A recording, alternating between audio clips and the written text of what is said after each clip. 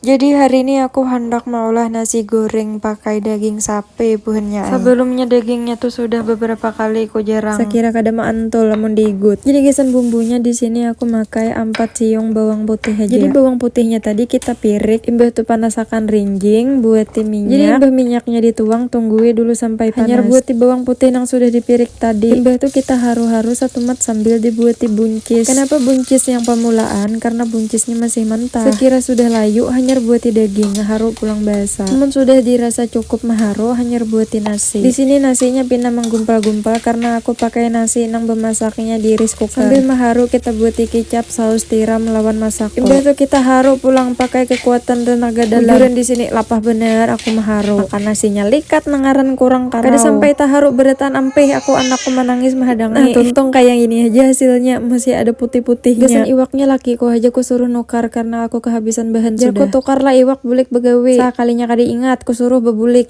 Joko menhandak ba iwak makan.